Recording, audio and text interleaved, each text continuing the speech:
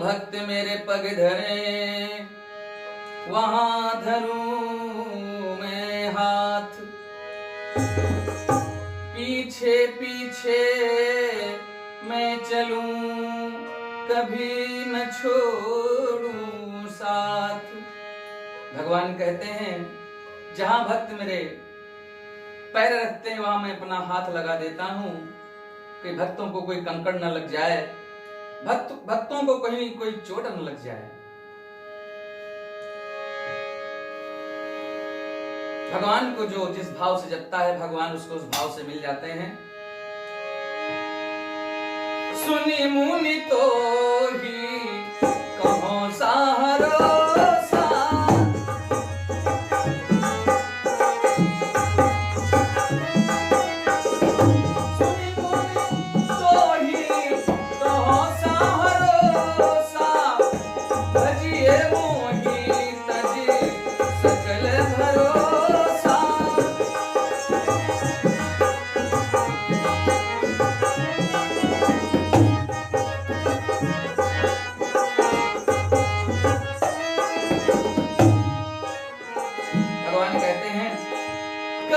सदा तिनकी रखवारी।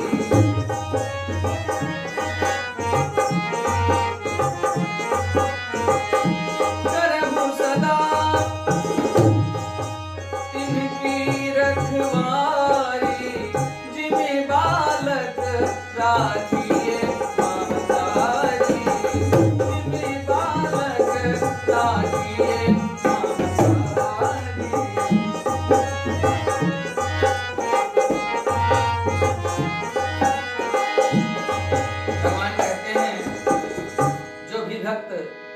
हमें अपना समझ लेता है, मेरे ऊपर सब कुछ समर्पण कर देता है, उसकी रखवाली मैं स्वयं करता हूं।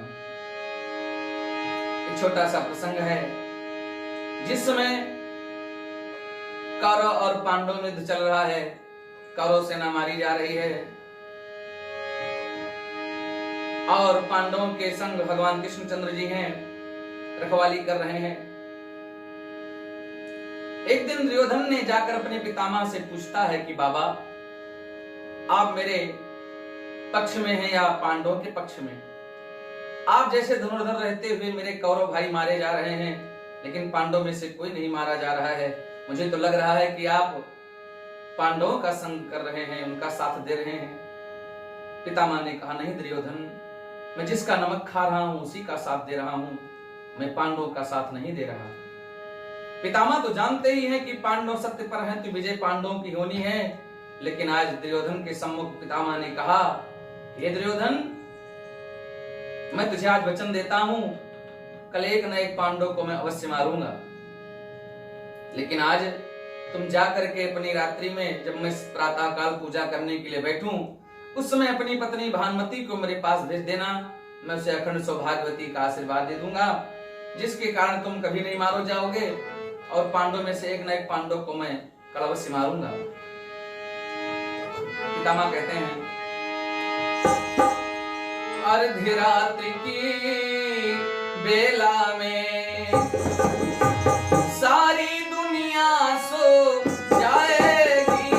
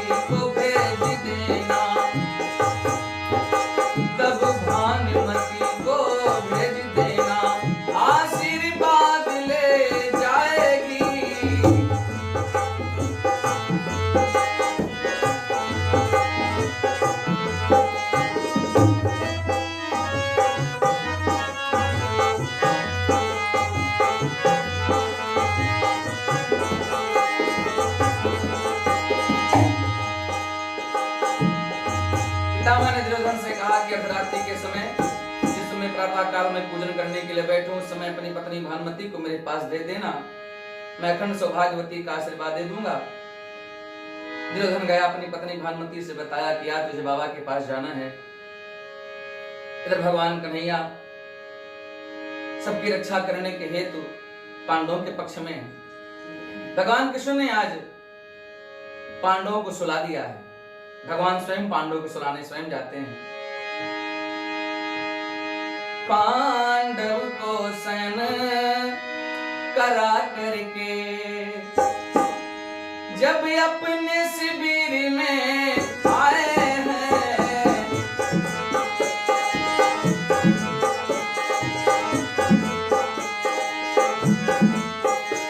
रक्षा इनकी किस तरह करूं, तब मन में वैसा कुछ आए हैं।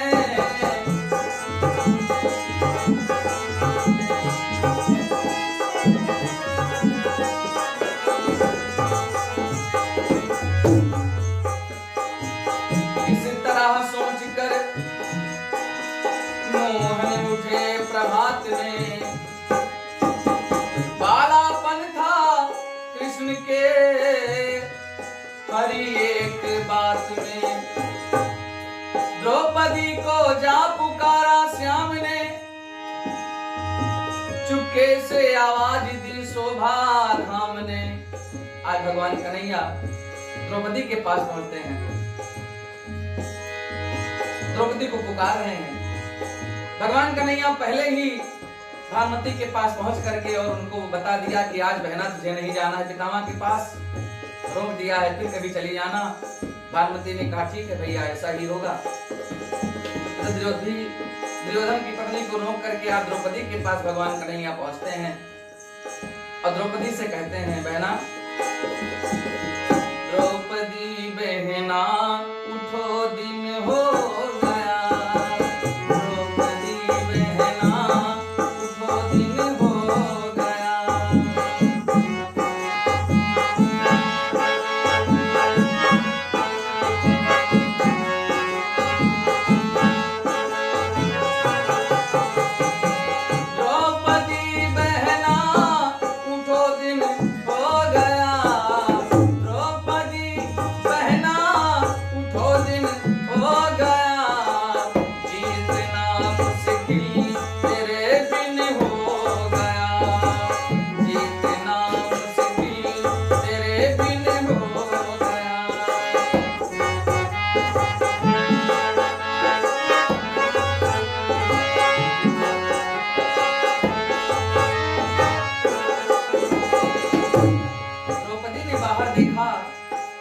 कन्हैया खड़े हैं। कन्हैया को देखकर द्रौपदी ने कहा, भैया अर्धरात्रि के समय आए हो और चुपके से पुकार रहे हो, फिर कह रहे हो कि सुबह हो गई, ये बात क्या है भैया बताओ तो। भगवान कन्हैया कहते हैं, माधव बोले कि ए बहना तुमको मेरे संग चलना है।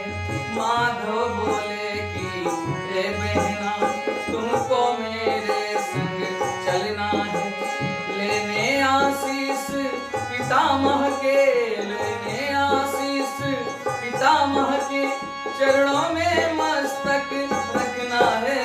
माधव बोले कि हे बहना तुमको मेरे संग चलना है।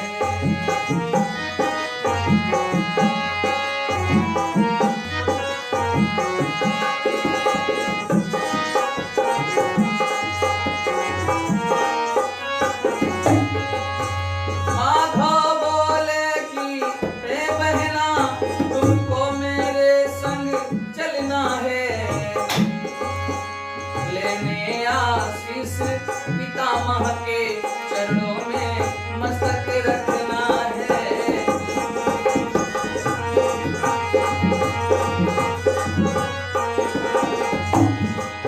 पहले परिचय की बात नहीं है बहन, पितामह के पास जाना तो है लेकिन कोई परिचय नहीं बताना कि मैं कौन हूँ।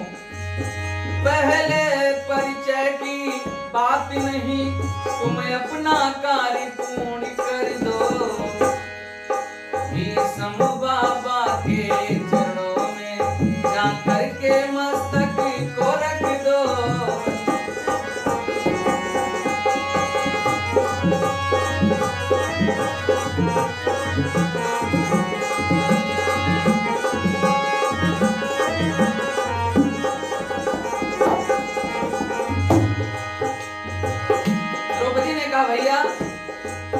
क्या बात है बताओ तो।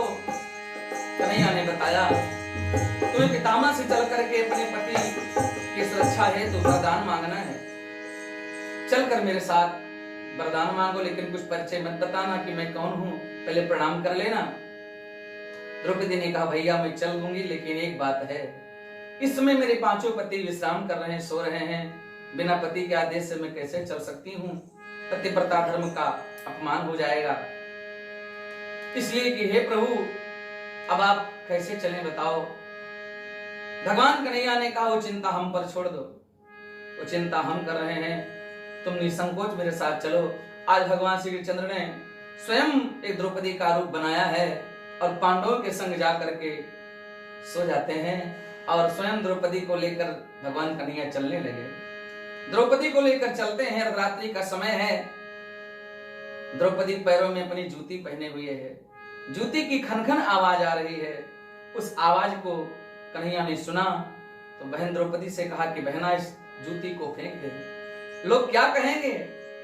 ये तेरी जूती की खनखन से लोग जान जाएंगे कौन जा रहा है। द्रौपदी ने कहा, भैया ये बड़ी प्यारी सी जूती है, मेरी भाभी ने मुझे भेंट किया था, इसको मैं फेंक नहीं सकती, मुझे बहुत प्रिय है। भगवान कन्हैया ने कहा, अगर नहीं फेंक सकती तो लाओ इसको अपने पीताम्बर में हम बांध लेते हैं। और भगवान श्री चंद्र ने उसी समय द्रौपदी के जूती को भी पीताम्बर में बांध लिया। धन्य है भगवान जो भक्त के ऐसे चप्पल जूता को भी अपने पीताम्बर में बांध लेते हैं। द्रौपदी को लेकर भगवान कन्हैया चलते हैं। द्रौपदी को ले गए मोहन वहां, द्रौपदी को ले गए मोहन वहां।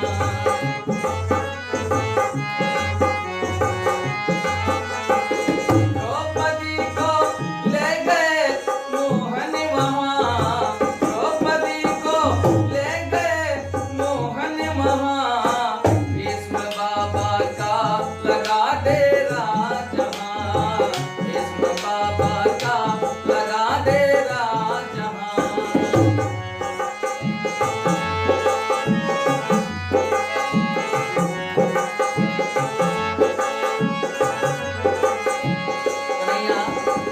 द्रौपदी को लेकर पहुंचे पितामह के पास। पितामह समाधि लगाए बैठे हैं, भजन कर रहे हैं, प्रभात की बेला है। भगवान कन्हैया ने स्वयं द्रौपदी को कहा, अंदर जाओ। द्रौपदी अंदर की तरफ प्रवेश करती है, भगवान स्वयं खड़े हैं बाहर। खुद तो बाहर ही खड़े रहे, भीतर भेजा पांचाली को।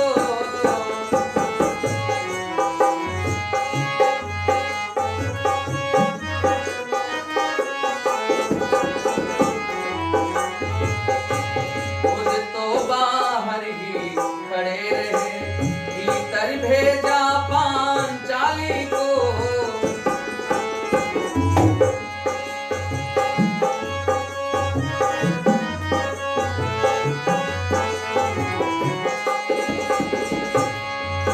खुद तो बाहर ही खड़े रहे, भीतर भेजा पांचाली को। पांडव दल की उजियाली को, कौरव दल की महाकाली को। पांडव दल की उजियाली को, कौरव दल की महाकाली को।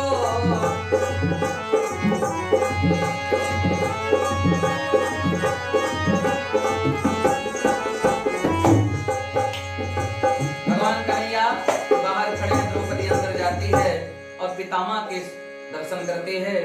बाबा जी समाधि लगाए बैठे हैं। अर्धरात्र की बेला में बाबा की लगी समाधि थी, मन हरि चरणों में लीन रहा, उस जगह न कोई व्याधि थी।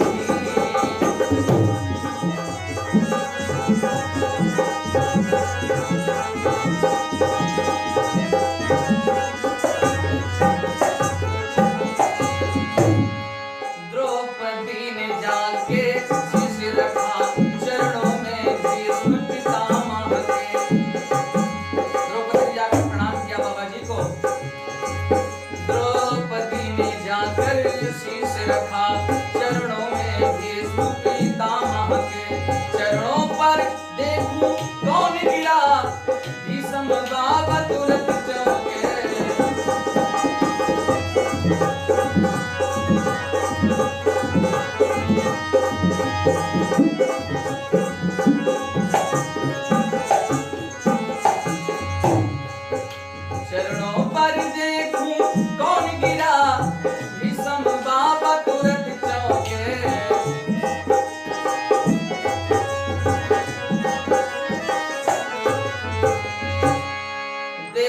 लायक अबला नारी है, चरणों में मस्तक झुकाती है, उसके तन की रंगी साड़ी सधवापन को दर्शाती है, उसके तन की रंगी साड़ी सधवापन को दर्शाती है, उसके रंग की रंगी साड़ी सधवापन को दर्शाती है।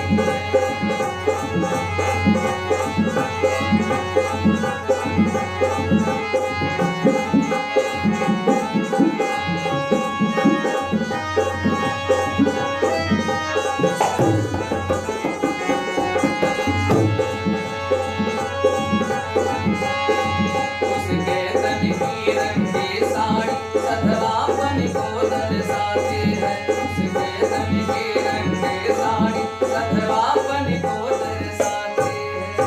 पितामह देख रहे हैं कि यह एक सधवा नारी लग रही है। मुझे लगता है कि शायद ये दुर्योधन की पत्नी भानुमति आई है, क्योंकि मैंने उसको वचन दिया था तो आशीर्वाद निकला, क्योंकि देखा कि सुंदर श्रृंगार करके आई है। और हमारे भारतीय सभ्यता में बड़ा सुंदर कहावत कहा गया है कि जो विधवा नारी होती है वो श्रृंगार नहीं करती, और ये श्रृंगार करके आई, इसलिए सधवा नारी शायद भानुमति आई है।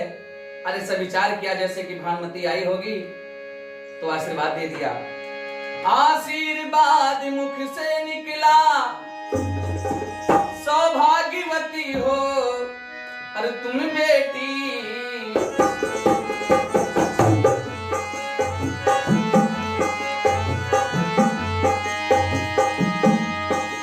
आशीर्वाद मुख से निकला सौभाग्यवती हो तुम बेटी, तेरे हाथों से मेहंदी का रंग कभी न छूटे ये बेटी।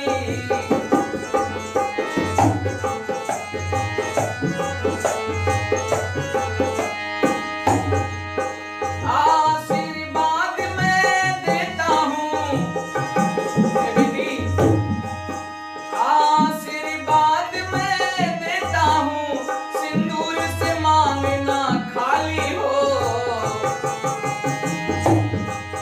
पर देता हूँ मैं यह बेटी, पर देता हूँ मैं यह बेटी, तुम वीर कुमारो खाली हो।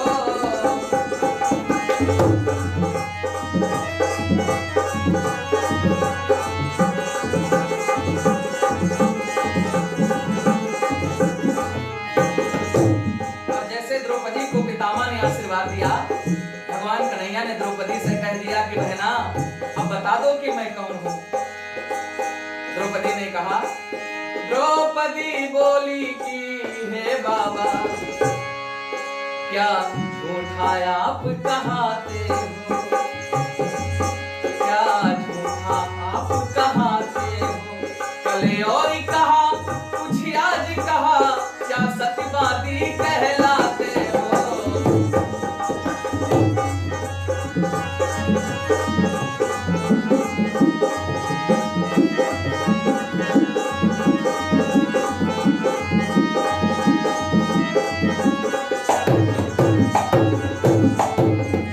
द्रौपदी कहती है कि मैंने सुना है कि आप सत्यवादी हैं, तो आप कुछ कल और कह रहे हैं, आज कुछ और कह रहे हैं। पितामह ने कहा मैं समझ नहीं पाया। द्रौपदी ने कहा बाबा मेरे पांचों पतियों में से यदि एक भी मारा जाएगा, हे बाबा मेरे पांचों पतियों में से यदि एक भी मारा जाएगा, तो आशीर्वाद तेरा बाबा, तो आशीर्वाद तेरा बाबा, क्या झूठा नहीं कहेगा।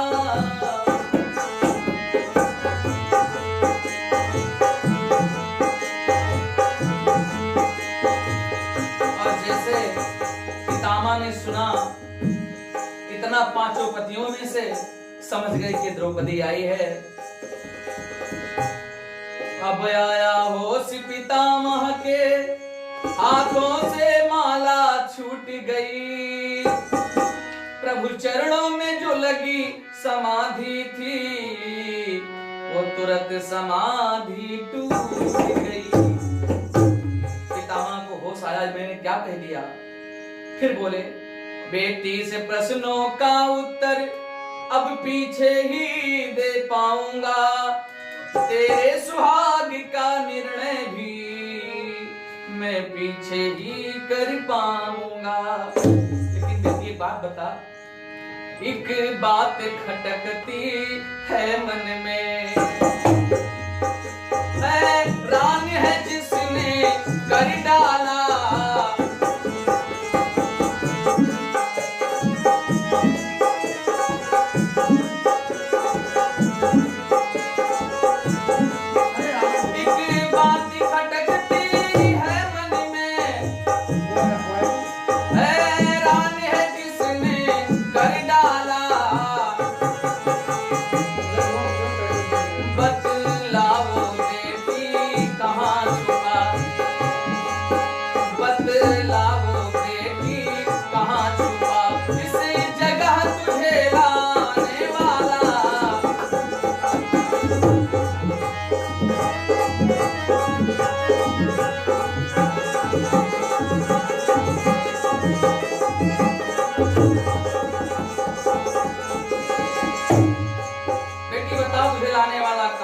हुआ है।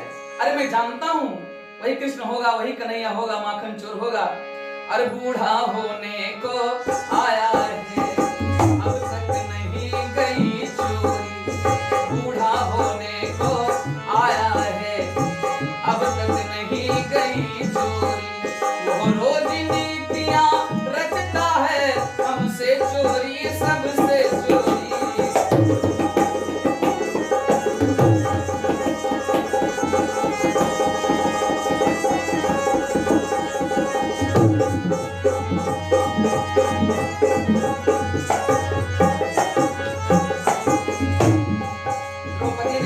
जाकर ड्योढ़ी की तरफ देखो कौन आया है। ड्योढ़ी की तरफ इशारा कर दिया।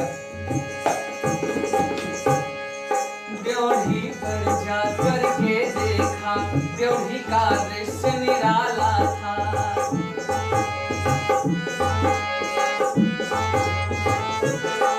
ड्योढ़ी पर जाकर के देखा, ड्योढ़ी का दृश्य निराला था। पीतांबर का घूंघट डाले वो खड़ा बसुरिया वाला था।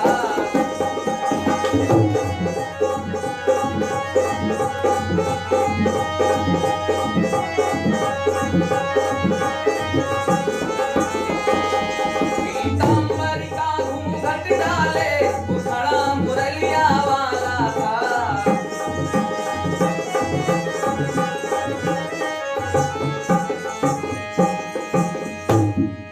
ड्योढ़ी पर जाकर के देखा, ड्योढ़ी का दृश्य निराला था। पीतांबर का घूंघट डाले वो खड़ा बसुरिया वाला था। बाबा ने जाकर के देखा, जूती है पीतांबर कोने में। मन में करुणा का भाव लिए तब लगे पितामह रोने में। मन में करुणा का भाव लिए अब लगे पितामह रोने में।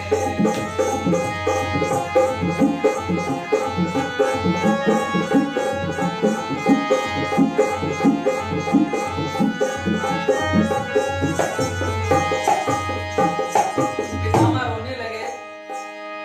आप भक्तों के लिए एक दासी भी बन जाते हो। भगवान ने सोचा कि ये मुझे पहचान न पावे, तो आधे पीतांबर कोढ़ लिया, आधे पीतांबर खुला हुआ है। घूंघट तो डाले लेकिन पीछे का पूरा भाग खुला हुआ है। पितामह रोने लगे। तब तक द्रौपदी रोती हुई आती है, कहती है, बाबा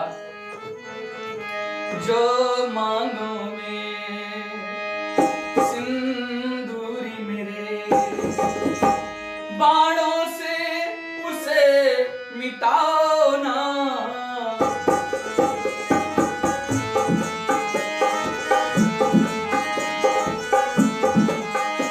जो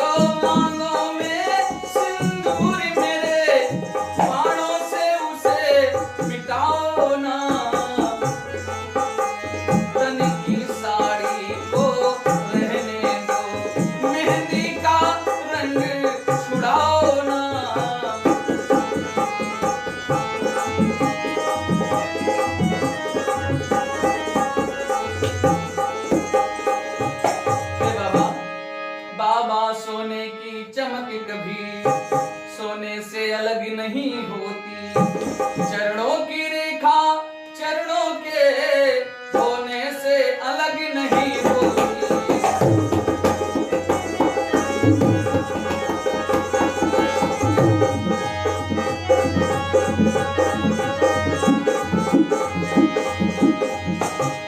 चांदनी चांद के संग रहती, बिजली घन के संग रहती है, पत्नी पति की अनुगामिनी है, श्रुति सम्मति यह कहती है।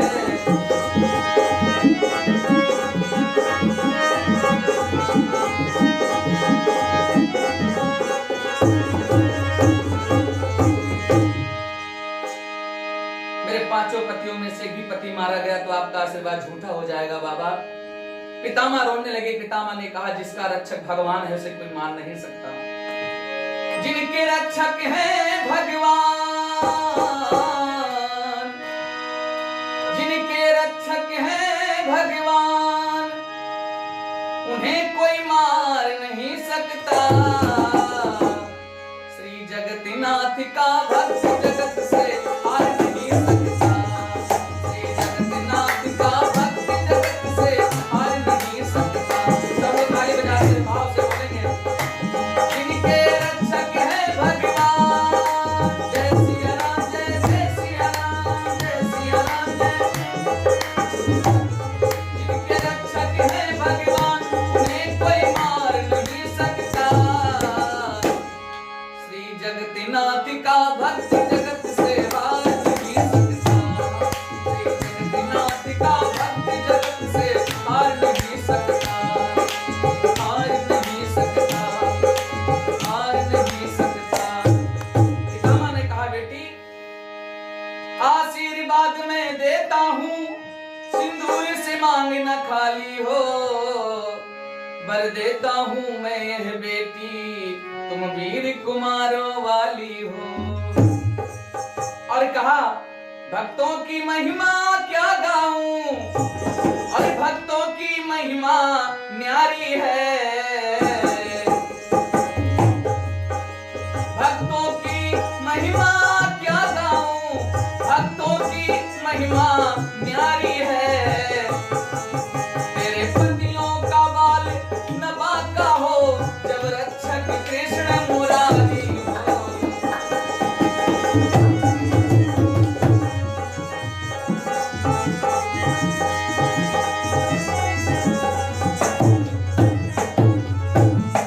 जहाँ भगवान है वहाँ भक्त का कोई बाल बांका नहीं कर सकता।